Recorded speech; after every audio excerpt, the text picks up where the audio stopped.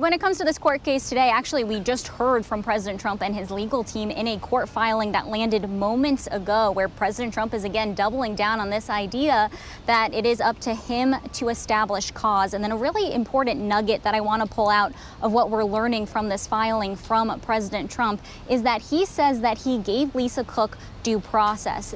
This idea of due process is going to come up a lot today. And President Trump in this filing says that he gave her 5 days between posting on Truth Social that he wanted her to resign and ultimately firing. And therefore, quote, Dr. Cook offered no defense to the charges, not in public or in private. Now, of course, we know that due process would be working its way through the legal system, but it's really interesting to see really the White House double down on this pressure campaign at this point against Fed Governor Lisa Cook, as today marks the first day in what's expected to be a pretty long legal battle ahead. But as you well know, today it's really focused on this idea that she could be temporarily reinstated into her governorship as this plays out.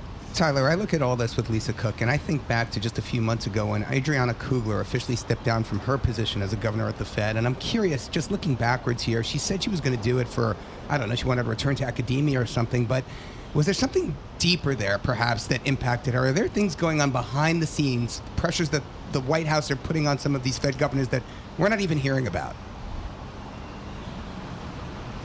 Well, I'm not sure if there's anything when it comes to that case, though we do know that the pressure campaign has really been ramping up by this administration on the Federal Reserve. And we have our own reporting that this could extend beyond the Board of Governors, for example, and even into the regional presidents. My colleague Saleha Mohsen had some pretty incredible reporting earlier this week that once in every 5-year reappointment process for the regional Fed presidents that's coming up in February could even be at risk of a pressure campaign from this White House if they are able to secure 4 out of the 7 seats on the Board of Governors, which helps with that reappointment process. So it's been pretty broad-ranging when you think about all of the allegations against the Federal Reserve, starting, of course, with just President Trump's pressure campaign against Jerome Powell, calling him too late, then turning into what we saw in the cost overruns with the renovations of the central bank's headquarters here in Washington, and now resulting in what is a legal battle with Fed Governor Cook over these allegations of mortgage fraud.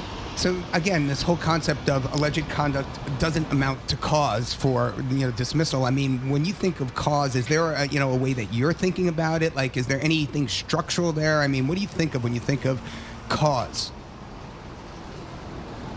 Well, if we look at the actual statute here, it's Section 10 of the Federal Reserve Act of 1913 says that the president is allowed to remove a Fed official when it does come to cause. And historically, cause has meant malfeasance or a neglect of duties related to the job. And that's going to be a really important part of this as well. And we've actually heard from Trump administration officials. Peter Navarro was on Bloomberg television earlier this week saying that the White House is prepared to argue that it doesn't matter when these allegations took place, even though this was before she ever was a Federal Reserve Board governor.